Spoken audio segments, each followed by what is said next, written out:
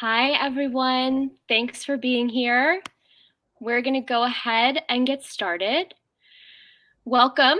My name is Margot Parmenter, and I'm the events coordinator here at the Hub City Bookshop. We are so excited to have you join us tonight for a conversation about author Morgan Thomas's debut story collection, Manywhere. The collection was named a most anticipated book of 2022 by Electric Literature, LitHub, Lambda Literary, and a host of other publications, and it has been garnering wonderful reviews ever since it was released just a few weeks ago. Before I hand it over to the authors for the main event, I'd like to introduce our bookshop. The Hub City Bookshop is a full-service independent bookstore serving the vibrant literary community of upstate South Carolina.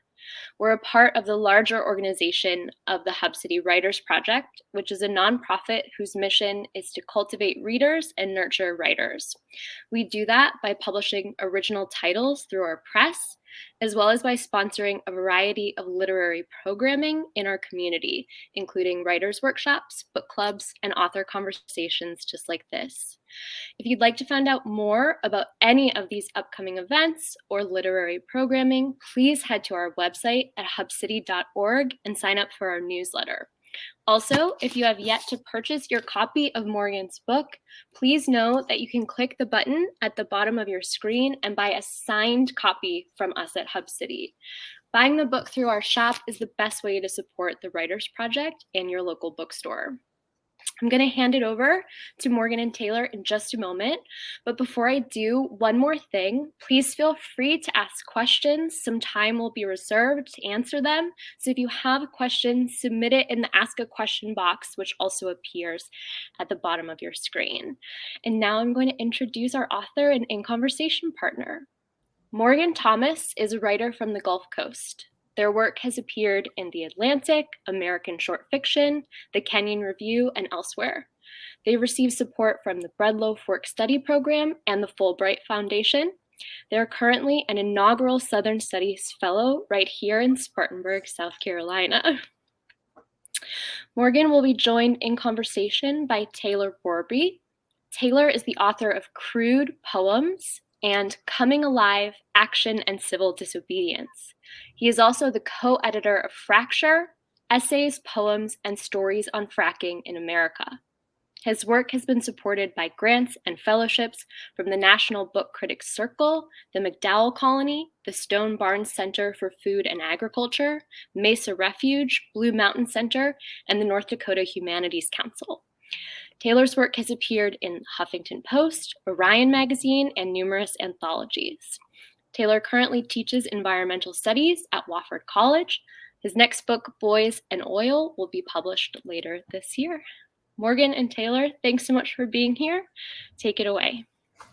Thanks so much, Margot, and welcome everyone tonight. It's just a thrill, I think, for all of us to be in conversation with you and to be a part of Morgan's great launch of their phenomenal.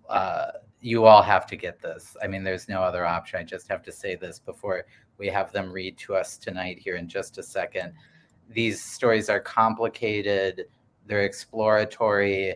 They unearth stories that I think many of us know exist and yet need to hear these stories in such a dynamic and powerful voice. And so I just want to give that early celebratory note and plug that Morgan's work, I think, is doing something so fresh and new. And they're a writer that we should all be grateful for, is publishing and writing in the time in which we live. And Morgan, I would love if you would take it away and bring us into some of that language that you're working with, wherever you'd like to pull from. It's so wonderful to be in conversation with you. Thanks so much, Taylor. Yeah, I have a short reading which I will offer. I also just want to say thank you so much to Hub City for the opportunity of this fellowship and for hosting the two of us tonight and supporting the launch in so many wonderful ways. It's been really incredible to be here in Spartanburg and to be a part of the bookshop. And Taylor, it is also wonderful to be talking about this book with someone who has written so deliberately about landscape and queerness. And so I feel really grateful to you as well. And with that, I will read a short passage from the first story in the collection. It's called Taylor Johnson's Lightning Man. I'll just read the beginning. October 2008. I'm here in the photo booth on Ellis Island, waiting for you, Lightning Man. You're sailing from London on the ocean liner in New York. Your ship docks in 1 hour 100 years ago.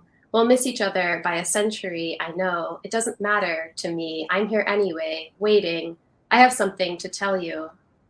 After you disembark, follow signs to the gift shop. I'm on the first floor, near the water fountains, past the ladies. Make a right at the elevator. The medical ward where you spent most of your time on the island is closed to visitors now. The room where you argued your case before the Board of Special Inquiry is locked, visible only through glass windows. But the site where you had your photograph taken on Ellis Island is open to tourists, marked by a photo booth. There is still one camera on Ellis Island, and I'm sitting in front of it. I'll meet you here. I'm wearing a Homburg with a stiff brim and a suit just like yours. The tourists mistake me for a living exhibit, a reenactor. Who are you? They ask me. I tell them to guess. I came up on the train, 2 days spent on the rails you once rode the other way. This morning, I told my mother I was taking a ferry to Ellis Island. She said, we didn't come through that way. It was Canal Street for us. I said, I know.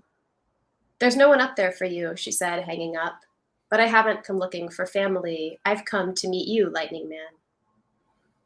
As this is the lightning rod season, it is the opportune time to put the homeowner on his guard against the wiles of one lightning rod man who is now going his rounds in the lower wards, equipped with a reel of twisted white ribbon, some alleged insulators, a few gilded points and spikes, and an enormous quantity of impudent loquacity.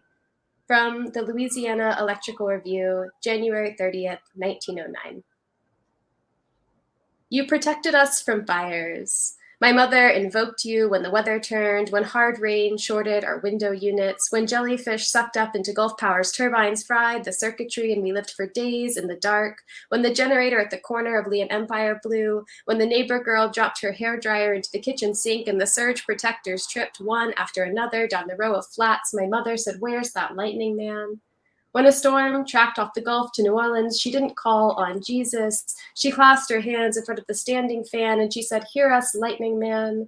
We climbed into the bathtub, put the mattress there on top and hunched against it for breathing room. We listened to shingles pull away from the roof, to the trees outside popping like cans, to the Kesey family next door singing Hosanna, crammed into their tubs, same as us. We said, come on, Lightning Man, knock at our door, Lightning Man, keep us safe, Lightning Man, we're calling you. After, in the giddy, permissive days following any storm, I used bungee cords for jump ropes. I skipped with the other kids, singing, Lightning Man, where's your rod? We tapped Coast Guardsmen on the shoulder to whisper the question and ran, shrieking. We couldn't have said why it was funny, but we were certain it was. We made our own lightning rods. We lashed coat hangers to the gutter. We tied Christmas ornaments to brooms with butcher's twine and dangled them out windows. If the ornament twisted left, a storm was coming. If it twisted right, our mamas were. We all knew your story. We'd heard it from our mothers over dinners of macaroni eaten before the standing fans. The year was 1920. You appeared in a thunderstorm on the porch of the landlord's flat. You held a staff of iron from which hung a crystal ball, the sort used for divination. You knocked. The landlord mistook your knocking for thunder. Perhaps your knocking was thunder. You let the thunder do your knocking for you. You sold lightning rods, iron rods, $1 a foot, the glass balls you'd throw in free. 4 rods would cover the flats, protect them from lightning fires, 40 feet of iron, $40. The landlord refused. The landlord was warded, pimpled, bespectacled, every kind of ugly. The landlord was tight as a mule's ass with his money. 1 year later, the flats caught fire. Inside, 24 people, women and children. 4 rods would have covered the flats, $40. Most ended the story there, with a suck of air through their teeth, one shake of the head. We may be stingy, but we aren't cheap. Not my mother. My mother went on. You died in 1932, she said. You were entombed in St. Louis Cemetery, number 3, east of New Orleans. The undertaker, when he stripped your body for embalming, discovered you had been all along a woman costumed with a man's suit and a smoker's cough. One moment. Right. A Canadian with no US citizenship and no family to speak of. My mother liked your story because she thought it illustrated the progress made by women of her generation. These days, you wouldn't have to hide that way. You could sell a lightning rod wearing a skirt, might sell more. I liked your story because I suspected even then you weren't a woman or a man. You were a lightning man with a knock like thunder. I felt close to you. I'll stop there. Morgan, that's so great to hear that in your voice, and just to hear some of that cadence and music of how Lightning Man is just called back in this way. And one thing of many that I've appreciated in these stories is we're in the past so much of the time. The work of, I'm curious if you could share with us a bit of your process of, do you work in archives? Are you a history nerd? You're reading a lot of history books. How are you working to create a space out of which these stories can unfold for us? Yeah. So when I was writing the stories that became Manywhere, I was thinking a lot about my own gender identity and sexuality, and I was uncertain about all of those things. There are ways in which I remain uncertain, but I was especially uncertain when I was writing these stories. And so I found myself seeking models for those identities, seeking them in my contemporary communities and in the media that was immediately around me, and often coming up somewhat short in those endeavors, especially with regard to finding like genderqueer elders, right? People who had lived sort of an entire life, queer, genderqueer folks. And so I was looking for that specific type of lineage and legacy and modeling, looking for a sort of fully formed and shaped life, looking, I think, for hope for myself, that there were people who had lived long and fulfilled lives as queer and genderqueer folks. And I found myself turning for that reason to history. A friend told me about Frank Woodhull, who became the inspiration for this first story that I just read from. And I found myself really fascinated with Woodhull's story, a fascination that bordered, I think, on a sort of obsession. I was reading everything I could find. I was reading, like, there are newspaper interviews with Woodhull. And so that is really what that story led me backwards in time, I think led me into the archives. And then having found one model there, I found myself searching for more, and I stumbled upon Thomasine Hall, who became the inspiration for a later story about called The Daring Life of Philip Cook the Rogue that comes later, finding stories like The Universal Friend, which was written about really beautifully by T. Fleischman in an essay collection, and just many, many others, a real abundance of queer and genderqueer ancestors. And so now I think I see the archive as a part of my creative process, but it really developed out of a sort of dearth of immediate contemporary models for these identities. Have there been moments in your life when you've been writing, speaking of that dearth, when you're sort of looking at the bookshelf and sort of say, this book doesn't exist, or I think you're suggesting this. Did you find that an empowering moment to say, well, then I'm going to do it? Like, if it doesn't exist, sometimes I wonder, as creators or as writers, are we sitting there and sort of, we're frustrated something doesn't exist, but we're sitting and waiting for someone else to do it? Did you feel that was maybe a sense of permission to now write these stories, since you're doing something that there's space for, obviously, because we don't have a lot to work with? Yeah, it's really interesting. I think in a way it worked the opposite way, which is I think I found a lot of permission in the few books that did exist. So I think about Rivers Solomon's and Unkindness of Ghosts. I think about Akwaeke Amaze's work, the essay I mentioned about The Universal Friend, which is by T. Fleischman, and Time is the Thing a Body Moves Through. And so I think there were just enough, voices, just enough writers, genderqueer writers, who were asking these questions and who were also putting an embodied genderqueer experience on the page for me to feel like it was possible. I really struggled early on when I was writing these stories just to think about physical description. Like, there was a moment when I was revising one of the stories, Alta's Place, with an editor, and they wanted to see more about see more of a physical description of one of the characters. And everything I put down had these gendered connotations, these like feminine or masculine connotations. And I was frustrated with both of those. And I just found myself erasing and erasing.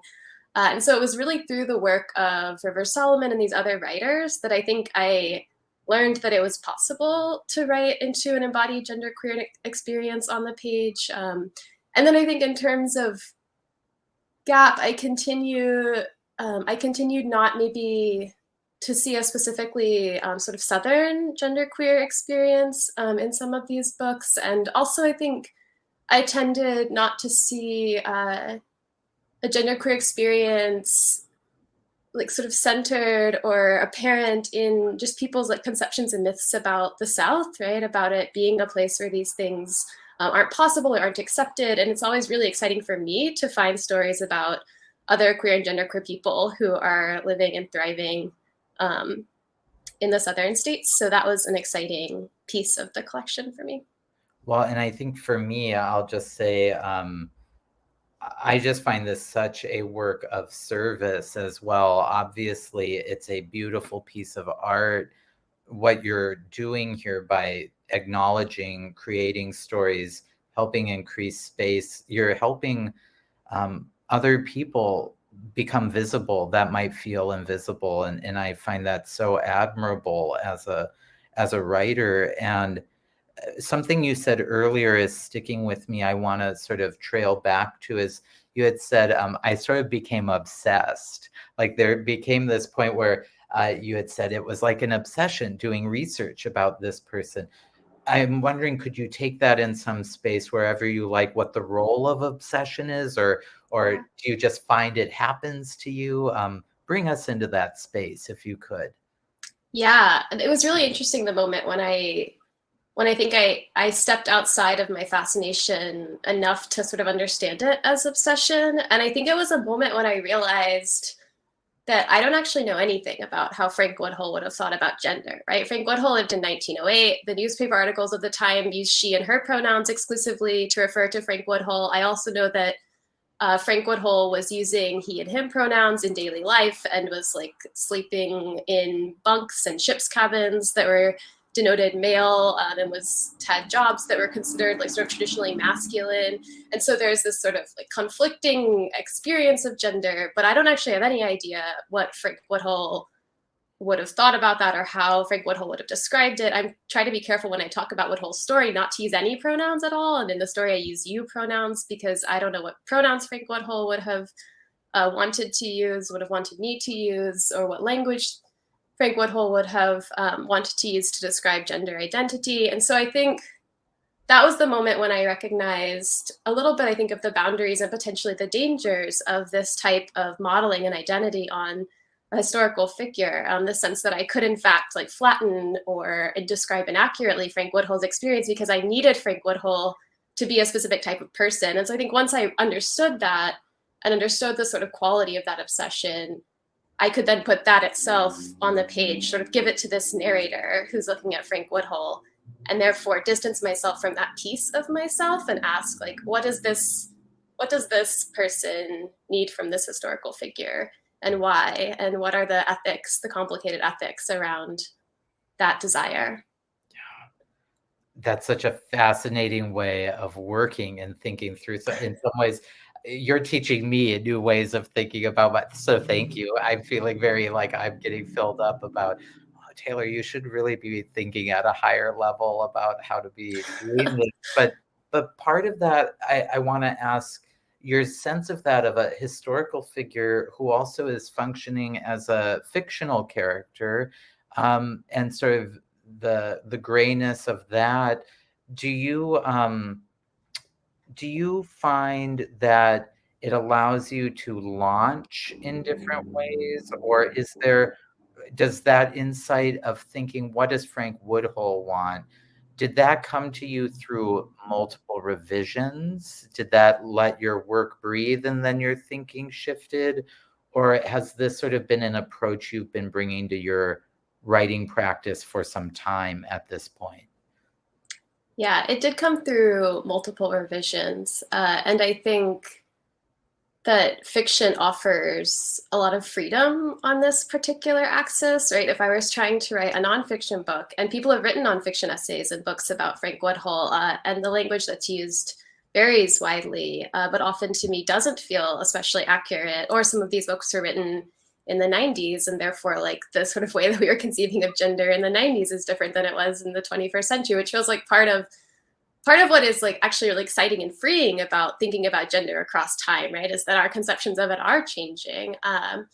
And so I think because I'm writing fiction, I have the ability to not actually try, like the question that I'm interested in isn't like, how close can I get to an accurate description of Frank Woodhull's life, right? I'm interested in these questions of myth making and storytelling and how we determine ourselves and our own identities and define those through myth making and storytelling.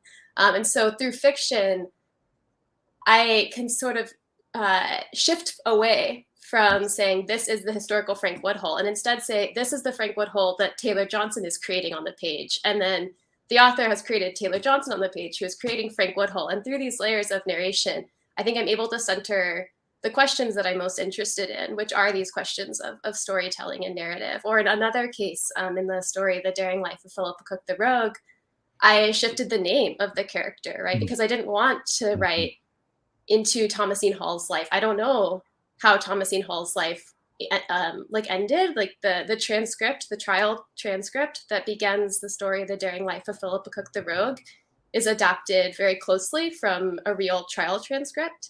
Yeah. But beyond that beginning, I didn't know anything about the life of Thomasine Hall. And so instead of trying to like track to that character, which would have left me with these really large gaps that are sort of impossible to fill because of the nature of queer and genderqueer histories too, and the erasure that has happened, within fiction, I'm able to just take this as a leaping off point, and to create a new character and then write into and offer a life that is potentially more full of sort of genderqueer expressiveness and joy than a historically accurate life would have allowed. Right. And for me, I just find that as a reader so personally gratifying in these stories, and I'm of how you're bringing us into your process of as well of saying this was a real breathing person that we at one point in time could have reached out and touched. And yet there's a type of permission for you to make that character even more so. And so there's a way of using, I mean, it's what we can do by reading obituaries. You know, we can then have that framework to then take and say, oh, what would have that life been? And I'm thinking too, for those of you who are going to be buying this book tonight, if you haven't yet already, Morgan's work is so textured in not only the work of history writ large throughout these stories, but we get documents, we get letters, we get different voices and ways of making a world that's not so very different from ours, just different in time and space, in full color. I mean, I felt like I was riding the railroad, you know, and I only ride Amtrak now, but I'm not waiting for a steamer in that. And I'm wondering, you know, when you're balancing so many perspectives or ways of using archives and documents, how do you do that? Is it do you lie down in your slippers with a cold compress and go, oh, I don't know what's happening? Or does it sort of flow out of you? Because I think for any of us who are struggling fiction writers, we might get held up by the details. And you have so many rich details in your stories that I wonder, do those come in later? Do you work through and say, here's the narrative I'm working with, just get that down and I can massage it later? I'm happy for you to take whatever I'm saying and go wherever you like, but. Yeah, I'm trying to think about, I think it varies from story to story. I think that often I find the archives and also daily life to be inspiring and to offer a lot of creative texture. So I think that maybe I suppose a bit of a magpie in that way of sort of like choosing from different texts, from different actual letters from experiences that I have in my day-to-day life. And those are the things that tend to make their way into the stories. And I do think that often when I feel really stuck or don't know what story to write next, especially when I was writing this collection, I would go to the archives or even to Wikipedia, right? And just start sort of searching and looking for something that caught like a glimmer of my attention that felt joyful or interesting or really weird. And then I would follow that and a story would come out of it. So often I think the details themselves, specific images, can actually help me to get my footing in a story and can come relatively early on. My real what I have the most difficulty with as a writer is actually, I think, that larger like narrative structure in those pieces. So there I often will find myself deliberately like reading writers that I know are really, really good at that and thinking about how I can craft stories, sort of like drafting off of stories that have structures that are really solid and I know work really well, because that tends to be the part of writing that's hardest for me. Mm-hmm. There's this sort of anchoring by that of saying, oh, okay, here's a helpful model in some ways. I would love if would you read to us a little bit more, Morgan? Is that Yes, okay? happily. Yes. I will read another short passage. This is from the beginning of the title story, Manywhere.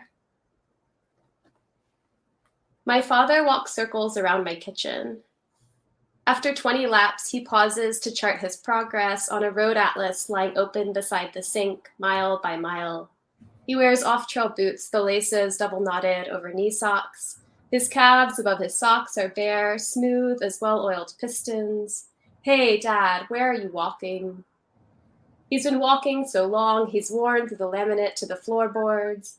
From the sofa where I write this, I can see the polished boards, the places where he's dusted the floor just by shuffling across it. Hey, Dad, aren't you there yet? Last time I checked his atlas, he was on the long trail north of Ethan's Gap, his progress charted by a trembling black line. That was days ago. By now, I'd guess he's well into Quebec. He's crossed the St. Lawrence, paused to cool his blistered feet in the river. From the bend in his back, the heel-heavy clomp of his boots, I'd bet he's walking uphill. When I stand at the stove to fry gritty bread, he brushes past me without a word, as if I'm a tree or a fence post or an outcropping of rock encroaching on his trail. I'm the child he didn't choose, born to a woman he wasn't planning to marry in the summer of 1992. That year, he walked the picket line, paced the pavement outside Paradise Hotel and Casino. My mother walked with him. When they broke for lunch, he taped her feet, taped across the top of her toes to prevent ball blisters, layered her hot spots with benzoin and petroleum jelly, bathed every sore with a sponge dipped not in water which would sting the open skin, but in skim milk pasteurized. This is the memory my mother offered when, as a child, I asked about romance. She offered it as proof of his love, but he taped the feet of everyone who walked the line. They called him Moleskin because he always had it handy. My mother got big with me. She got tired. She got a job at Vintage Pizza, which sat right across from the casino. Her wages paid the bills while he walked. When I was an infant, she kept me strapped in a car seat in the utility closet. When the front was slow, she sat on an upturned bleach bucket and nursed me or pumped. She kept one eye always on the picket line where he paced back and forth. She knew once a man starts walking, it's hard to stop him. They didn't last. When I was 4, my father walked out on her and my mother moved in with her sister, took me along. For years, I didn't see him. We didn't speak. During those years, my father reinvented me. He made me in his image, which is to say, he made me walking, a walking daughter, one who would follow him. He's told me about her, his walking daughter, as he rings my kitchen island. Told me she went to the University of Alabama on a soccer scholarship, led backpacking trips in the summers, studied accounting, married in her 3rd year, never finished her 4th. Now she has a kid and a job at the cutting table at Joann's, sliding a pair of snips up the shear guide for minimum wage. That's not true, I say to him. That's not real. I say this every time he brings her up. It's important to me, keeping him in check. letting him know when he's gone off into delusion or dream. I don't resent his invention of her, but I resent the life he created for her, for me, a life with no room for choice. He's shown me photos to prove she exists, photos of myself from 3 years ago, back when I still looked like a woman, photos I can't stand to look at and certainly don't remember sharing with him. In them, I'm grinning with a toddler in my arms. Isn't that your cousin's kid? I ask him, but he insists it's hers. I'm posing in front of an oak's cross section with a man I'd never choose, thick limbed and unsmiling, a military haircut. Is that my old coworker? I ask. Her husband, my father says. She's not real, I tell him. But part of me always believed in her, or wanted to believe. I waited for her like a banana spider hung between two leaves. I kept a full set of my old clothes for her.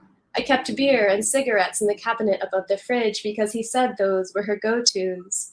I prepared to hand him off to her. I'd been living 6 months with my father. It was her turn. I used to wonder if I'd seen her, body surfing in the bay, buying scallops at the public seafood counter. I once bummed a cigarette and a maxi pad off someone in a CVS parking lot who might have been her. Then, 3 days ago, I met her. I saw her sitting at a bar inside Sandshaker, a backpack leaning against her stool. She was sipping a margarita through a straw. I slid in. I bought her a drink. She said, "I'm married." I said, "I know." We looked similar, same eyes, same pebbling of acne scars on our jaw. She didn't mention this, so neither did I. I didn't ask about the specifics of her life. I had no desire to hear them confirmed. Instead, I asked her, "Did you walk here?" Stop there. Wonderful. For those of you who cannot see this, I need to point out that when Morgan said Paradise Hotel, it's pair-a-dice, just so you can have that image in your mind.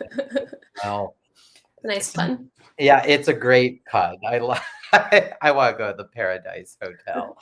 I've been thinking too about this with some of your stories, Morgan, of many of them they're written in the voice of, so you're that character, or the writer is that character, rather than more taking the omniscient God approach, third person. And I'm wondering what that process is like to inhabit. Do you find, well, basically they're just variations on Morgan Thomas's voice, or do you find with that work of obsession in your fiction that it really becomes something beyond you, um, or how you develop that perspective in a first person way, I guess. Yeah. I mean, I think in the sense of multiplicity, each voice feels like a sort of shard of my own, often one that I'm deeply skeptical of or uncertain about, and therefore want to explore more deeply. I try often to write in the third person, and first drafts of my stories are often written in the third person. I think Surrogate is the only story in this collection that actually stayed that way. And it was one of the most difficult stories for me to write, perhaps because of that. But I think at some point in the process of revision, when working with a third person story, I find myself becoming skeptical of that sort of omniscient narrator, right, who is pretending to a sort of objectivity or a simple observation. And once I can articulate my skepticism, right, whether in the case of Frank Woodhull, it's about a sort of like distorting desire that this narrative voice has around this historical figure, or whether, as in the case of The Expectation of Cooper Hill, there's a sort of protectiveness around like a desire not to engage directly with histories of racial violence within a family. Once I understand this sort of like piece of the voice that feels uncomfortable to me, or that I'm uncertain about, or that I think is problematic in some way, then I tend to put that on the page in the first person so that I can distance myself from it and think more about it, think more about why I had an impulse to write about a certain character in a certain way. And that just is a way for me to be intentional, I think, as intentional as I can be in the way that I'm approaching the subjects that are in these stories. I mean, I think I'll say for me, you're bringing such a level of sensitivity to thinking about what a story asks us to be as its creators, that the story asks certain demands of us, of respect or veracity insofar as what we know to be true if we're modeling it off of a particular period of time. I'm curious too, just knowing that we have some writers among us and certainly good readers among us, and we always love to get the gossip about how other people work. So I'm sitting here looking at, again, you can buy this tonight, people, right now. You just want to click that link. I'm looking at 9 wonderful stories bound in a book. Is that how this originated in your mind? Did you reach the 9th story and say, okay, I'm done? Did you write more stories than what made it in? Or what was, I think sometimes it's so easy to walk into Hub Say Bookstore and go, oh, Morgan Thomas began on page 1 and finished on this page. There it is. I think we'd love to hear about the editorial process or being open to that. I mean, really, it's a question around how do you work, Morgan, and how do you envision something coming together in a book form? Yeah, so I had 3 of the stories, Alta's Place, Taylor Johnson's Lightning Man, and The Expectation of Cooper Hill, which are definitely not the first 3 stories in the book. Those are the first 3 that I had written when I started to conceive of this as a collection, as a coherent thing. And I think it was just looking at these stories and considering the similar questions that they were asking, again, questions about self-narrative and myth-making, questions about whiteness and colonization, and questions about gender queerness and place within that as well. And I was interested in further exploring those questions. And so I think I wrote into different aspects and nuances of those 3 stories, I think, and tried to expand on different aspects of the way that those 3 stories were asking questions around these topics in the other 6 stories in the collection. And then one story, Transit, was actually written much, much earlier. And I happened to return to it and realized that though when I wrote that story, I hadn't really been thinking about gender identity, I hadn't been thinking about queerness, I didn't identify with either of those things, there were these like lightly buried threads of body dysphoria, and specifically around like restricted eating and of like a real uncertainty and a sort of like liminal space in terms of place that was also part of this difficult experience of identity formation. And all of these things felt really close to the stories, to the questions that the other stories were offering. And so that story ended up coming in later in the game. And I think is just a good example of the way that my fiction is often out ahead of me when it comes to like my understanding of myself, often by several years. So it was fun to return to that story and find those questions there. Well, and I think too, just something you had said earlier in our conversation is so helpful, I think, for us all to be reminded of. I think for myself, I know today my students and I were just talking about this, about self-doubt, about questioning what we're doing, or not even fully knowing what it is we're up to, and that in some ways that can be a space to lean into as an artist, to say the not knowing can make things really exciting because you're being led in a different way that has yet to be revealed to you. And that I think is so nice to know as part of your process with some of these stories and the work you've been doing, which also makes me, I don't want to ask you this question because I'm mindful as a writer of myself about too much of the future, but I think, you know, we have the great good fortune of having you and our good friend Ben Winans in town working together, pairing together. Could you tell us a little bit about your time in Spartanburg so much, or what the heck the Southern Fellows Fellowship is, and what you're cooking up with that, please? Yes, so happily. First, I'll say that I love the idea of following the metaphor and of not knowing and of leaning into that. And I think one of the things that I find really comforting about writing stories is the fact that there is this built-in process of revision, that it doesn't need to be right on the first draft. And that has also been interesting because I think that is actually very different than visual art. So I know that Ben is here today, and it has been really incredible to collaborate with Ben on a project over these 9 months in Spartanburg as a Southern Studies Fellow. Ben and I are thinking about baptism as a lens through which to look at Southern evangelical Christianity, at gender fluidity specifically in the Southern states, and also at watersheds here locally in Spartanburg and also up into North Carolina, and ecological toxicity, and other questions around those things, and trying to think about the intersections of those three topics. So we will have an exhibit on May 12th at Glendale Shoals. So for folks who are local Spartanburg folks, make sure that that is on your calendar. I know that Hub City will be posting more information about it in the months to come. And I just want to say, Ben, please comment in the chat if there's anything more that you would like to say about the fellowship or the project, but it's been a really lovely opportunity for me.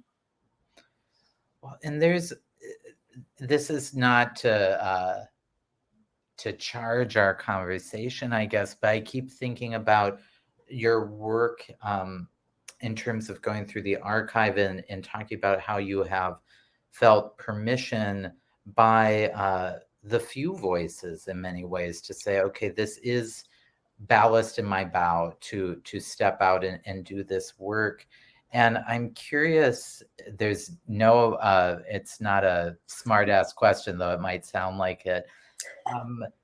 Why do we need stories like this? Why do we need characters who are gender non-conforming? I mean, I say this as a gay man. I have my own ideas about it, but I think all of us would just benefit knowing what that process has been like for you, or out of which that dearth, 9 beautiful stories in this book come to us, and why for you, Morgan Thomas, do we need stories like this now more than ever, maybe?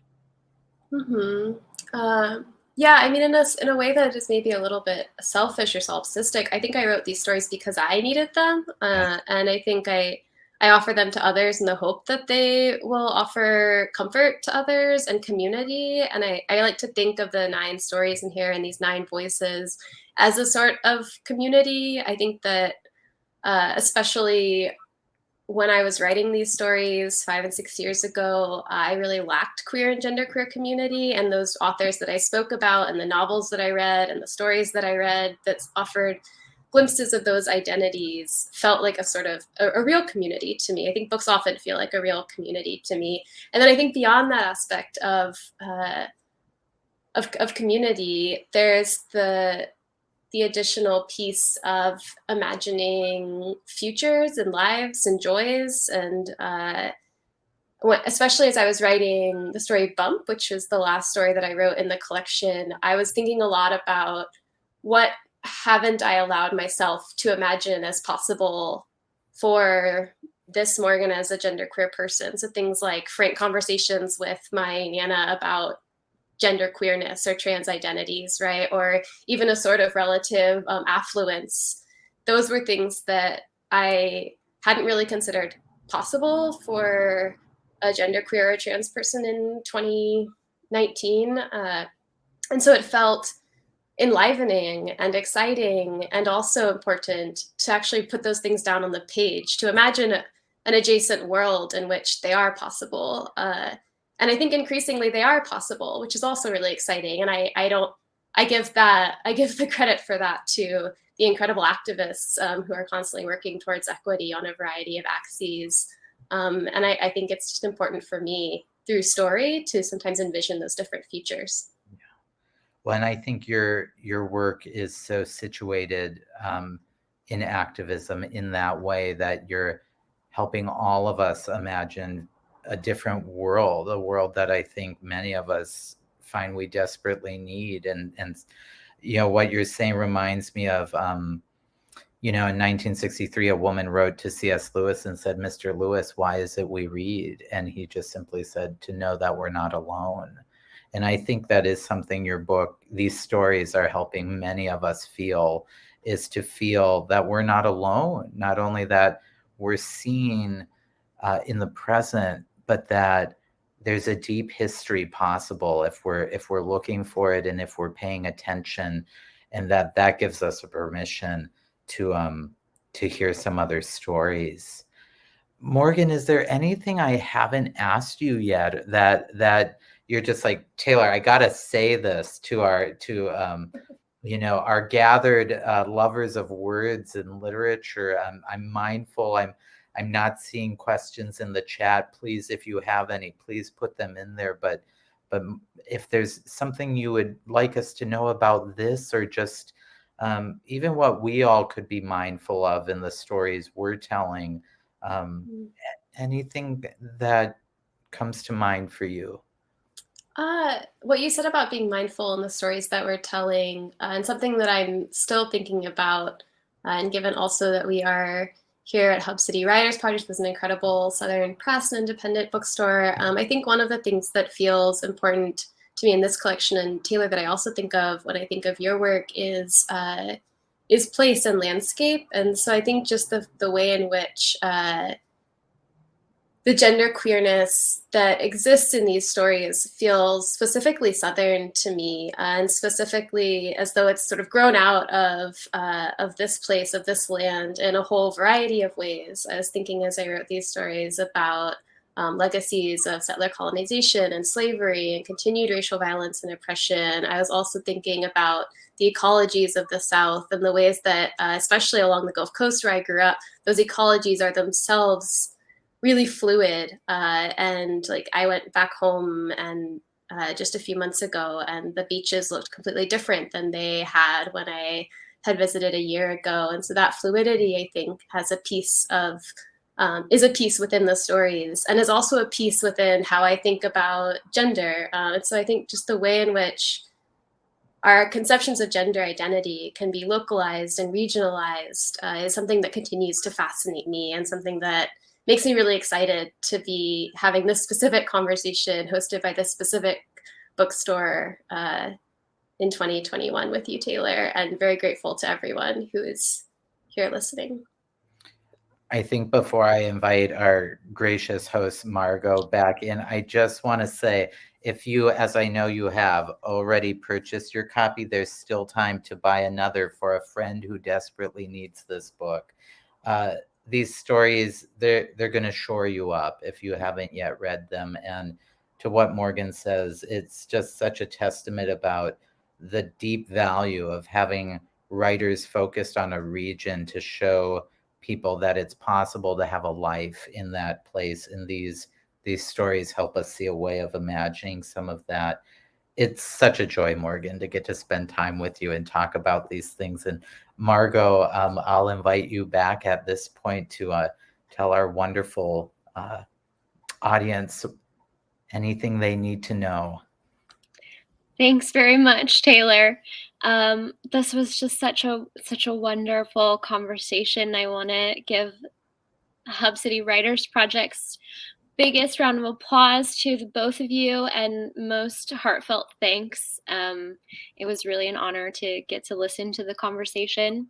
A couple of things to remind the audience. I just want to remind everyone that if you have friends or other people who were hoping to make it to the conversation tonight but weren't able to, the conversation will be recorded and it will continue to live at this link.